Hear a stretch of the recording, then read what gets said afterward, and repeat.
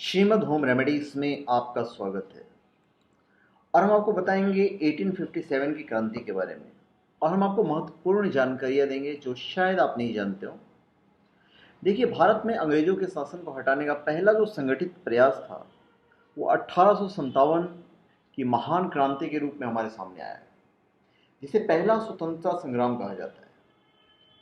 भारत में ब्रिटिश साम्राज्य की बढ़ती उपनिवेशवादी नीतियों एवं शोषण के खिलाफ इस आंदोलन ने अंग्रेजी शासन की नींव हिला दी थी। उस वक्त विभिन्न इतिहासकारों ने 1857 की क्रांति के स्वरूप में अलग अलग विचार प्रस्तुत किए हैं। कुछ इतिहासकार इसे केवल एक सैनिक विद्रोह मानते हैं, तो कुछ इसे ईसाइयों के विरुद्ध हिंदू मुस्लिम का षड्यंत्र मानते हैं। इस क्रांति के बारे में विभिन्न जो विद्वान हैं उनके जो मत है वो हम आपको जरा बता देते हैं। पहले सर जॉन लॉरेंस एवं सीले का मत ये था कि 1857 का विद्रोह सिपाही विद्रोह मात्र था। दूसरी तरफ जो आरसी मजूमदार हैं उनका ये कहना था कि यह न तो प्रथम था और न ही राष्ट्रीय था, और यह स्वतंत्रता के लिए संग्राम भी नहीं था। वीर सावरकर का ये कहना था कि यह विद्रोह राष्ट्रीय स्वतंत्रता के लिए एक सुनियोजित युद्ध था। जेम्स आउट्स एंड डब्ल्यू टेलर का कहना यह था कि अंग्रेजों के विरुद्ध हिंदू एवं मुसलमानों का षड्यंत्र था। एला रिच का कहना था कि यह धर्मांधों का ईसाइयों के विरुद्ध षड्यंत्र था। जो हमारे विपिन चंद्र थे वो 1867 का विद्रोही विदेशी शासन से राष्ट्र को मुक्त कराने का देशभक्तिपूर्ण प्रयास था उनके हिसाब से। तो एनीवेज, सबका अपना अपना मत है। तो इस क्रांति की सबसे महत्वपूर्ण एवं पहली घटना बैरकपुर छावनी में हुई थी, पश्चिम बंगाल, जहां 29 मार्च 1857 को मंगल पांडे नाम के सिपाही ने गाय और सुअर की चर्बी से तैयार कारतूसों के प्रयोग से इनकार कर दिया और अपने उच्च अंग्रेज जो अधिकारी थे उसकी हत्या कर दी। अंग्रेजी शासन ने 8 अप्रैल 1857 को मंगल पांडे एवं ईश्वर पांडे को फांसी की सजा दे दी। इन सैनिकों की मौत की खबर ने इस विद्रोह का भयंकर रूप दे दिया। 10 मई 1857 को मेरठ छावनी की पैदल सैन्य टुकड़ी ने भी इस कारतूसों का विरोध कर दिया और अंग्रेजों के खिलाफ बगावत का बिगुल बच गया। 12 मई 1857 को विद्रोहियों ने दिल्ली पर अधिकार कर दिया और बहादुर शाह जफर द्वितीय को अपना सम्राट घोषित कर दिया। भारतीयों एवं अंग्रेजों के बीच हुए कड़े संघर्ष के बाद 20 सितंबर 1857 को अंग्रेजों ने पुनः दिल्ली पर अधिकार कर लिया। दिल्ली विजय का समाचार सुनकर देश के विभिन्न भागों में इस विद्रोह की आग फैल गई, जिसमें कानपुर, लखनऊ, बरेली, जगदीशपुर, झांसी, अलीगढ़, इलाहाबाद, फैजाबाद यदि प्रमुख केंद्र थे। आइए हम आपको बताते हैं कि केंद्र कहाँ कहाँ पे थे और इसके क्रांतिकारी कौन थे, और विद्रोह की तिथि भी हम आपको बता देंगे और उन्मूलन तिथि और अधिकारी बताएंगे। दिल्ली में जो विद्रोह हुआ था उसके क्रांतिकारी थे बहादुर शाह जफर, बख्त खां। विद्रोह तिथि थी 11-12 मई 1857। उन्मूलन तिथि थी 21 सितंबर 1857 और जो अधिकारी थे वे थे निकलसन और हडसन। कानपुर का जो विद्रोह था उसको अंजाम दिया था नाना साहब और तात्या टोपे ने। तिथि थी 5 जून 1857 और उन्मूलन तिथि थी 6 सितंबर 1857 और अधिकारी था कैंपबेल। लखनऊ में जिस क्रांतिकारी ने अंजाम दिया था वो थी बेगम हजरत महल और विद्रोह तिथि थी 4 जून 1857। ये भी कैंपबेल ने हैंडल किया था मार्च 1858 में। उसके बाद थी झांसी, हमारी रानी लक्ष्मीबाई क्रांतिकारी थी और जो तिथि थी वो थी जून 1857 और जो उनका जो अधिकारी था अगेंस्ट में अंग्रेज अधिकारी वो था हुरोज और उन्मूलन तिथि थी 3 अप्रैल 1858। इलाहाबाद में जो क्रांतिकारी थे वो थे लियाकत अली 1857 और उनके अपोजिट जो अधिकारी थे वो थे कर्नल नील अंग्रेजों की तरफ से। फिर जगदीशपुर बिहार, उसको अंजाम दिए थे कुंवर सिंह, जो वीर कुंवर सिंह हैं और उन्हें अंजाम दिया था अगस्त 1857 में। और जो सामने जो अधिकारी था वो था विलियम टेलर और विंसेंट आयर।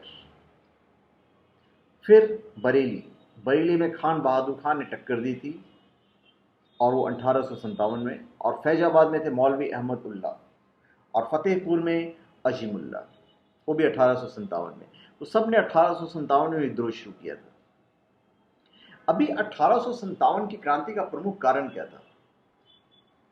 इस विद्रोह के प्रमुख कारणों में अंग्रेजों द्वारा भारतीय पर किए गए सामाजिक, धार्मिक, आर्थिक और राजनीतिक रूप से शोषण मुख्य है। लॉर्ड डलहौजी की व्यक्तिगत नीति तथा वेल्जली की सहायक संधि से भारत की जनता में बहुत असंतोष था।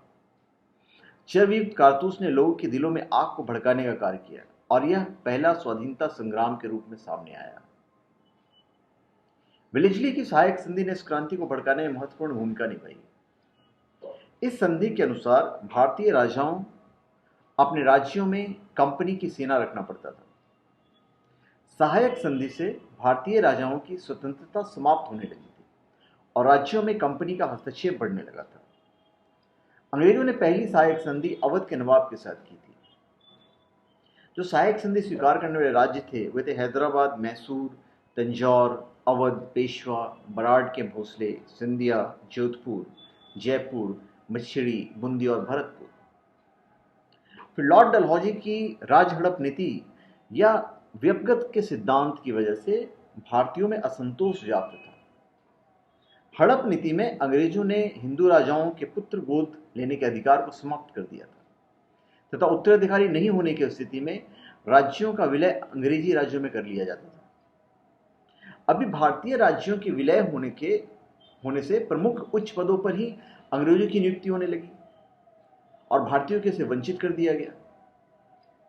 कृषि क्षेत्र में सुविधाओं के अभाव में उत्पादन क्षमता कम होने लगी थी, लेकिन ब्रिटिश राज्य द्वारा अत्यधिक लगान एवं भूकर वसूला जा रहा था, जिससे जनता आक्रोशित हो गई थी।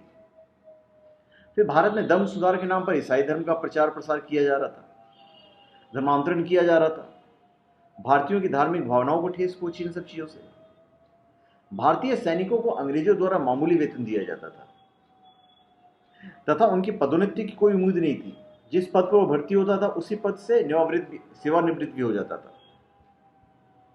लॉर्ड कैनिंग द्वारा पारित अधिनियम के अनुसार सरकार भारतीय सैनिकों से सीमाओं के बाहर भी कार्य करवा सकती थी, जबकि समुद्र पार करना भारतीय समाज में धर्म विरुद्ध माना जाता था उस वक्त। इस क्रांति का सबसे प्रमुख एवं तत्कालीन कारण एनफील्ड राइफल के कारतूसों में चर्बी का प्रयोग होना था। इस राइफल के कारतूसों में गाय एवं सूअर की चर्बी का प्रयोग किया जाता था, जिसे मुंह से काटने के बाद प्रयोग किया जाता था। इससे भारतीयों का धर्म भ्रष्ट हो सकता था। बैरकपुर छावनी से मंगल पांडे ने इसका विरोध किया, जो धीरे धीरे पूरे देश में क्रांति के रूप में फैल गया। यह विद्रोह की असफलता का कारण क्या था? अंग्रेजों के खिलाफ यह विद्रोह पूरे देश में फैल चुका था, परंतु फिर भी यह कुछ कारणों से पूर्ण रूप से सफल नहीं हो सका। इसकी असफलता के कुछ प्रमुख कारण हैं जो मैं आपको बता रहा हूं। यह विद्रोह भारतीय क्रांतिकारियों द्वारा अंग्रेजों के खिलाफ गुस्से में अचानक बिना किसी योजना एवं संगठन के अलग अलग जगह एवं अलग अलग समय में प्रारंभ हो गया था, जिससे अंग्रेजों को विद्रोह दबाने में आसानी हुई। अगर एक साथ सब एकजुट हो गए होते ना तो अंग्रेजों की बैंड बजा दी होती थी। क्रांतिकारी के पास पुराने एवं परंपरागत हथियार थे, जबकि अंग्रेजों की सेना के पास नए और आधुनिक हथियार का भंडार था। इस विद्रोह में कुछ भारतीय राजाओं ने बढ़ चढ़कर हिस्सा लिया, लेकिन कुछ ने विद्रोह में अंग्रेजों का साथ दिया, जिनमें ग्वालियर के सिंधिया साहब, आज चलो कांग्रेस में हैं वो लोग, पर वो लोग भी उनको गद्दारी कहा जाएगा। जो अंग्रेजों का साथ दिया उसे गद्दारी कहा जाएगा। ग्वालियर के सिंधिया साहब का फैमिली था, इंदौर के होलकर, हैदराबाद के निजाम और पटियाला के राजा भी थे इसमें। 1857 की क्रांति को दिसंबर 1858 तक दबा दी गई और पुनः अंग्रेजों की सत्ता स्थापित हो गई। लेकिन इस क्रांति से संपूर्ण अंग्रेजी शासन की होशें जो थी पूरी उड़ गई थी, जड़ें हिलने लगी थी। इस विद्रोह के बाद ब्रिटिश संसद में कानून पारित करके ईस्ट इंडिया कंपनी के शासन का अंत कर दिया गया तथा भारत का शासन ब्रिटिश महारानी के हाथ में चला गया। अंग्रेजों की सेना का फिर से पुनर्गठन किया गया, जिससे ऐसी घटनाएं दोबारा न हो। भारतीयों को इस विद्रोह से काफी प्रेरणा मिली और लोगों ने समय समय पर अंग्रेजों के खिलाफ आंदोलन किया। भारत की पूर्ण स्वतंत्रता तक ये जो संघर्ष था वो लगातार चलता रहा। फिर तो ज़्यादा वक्त भी नहीं लगा, 90 साल लगे हमें आज़ाद होने में। 1857 को आज़ाद हुए, फिर 1857 में शुरू हुआ था और फिर 1947 में हम आज़ाद हुए। 90 साल का फिर सफ़र था। 90 साल कम नहीं होता, एक दो जनरेशन खत्म हो जाती है। तो धन्यवाद। आप हमारे चैनल पर सब्सक्राइब करें और अपने कमेंट दीजिए। धन्यवाद।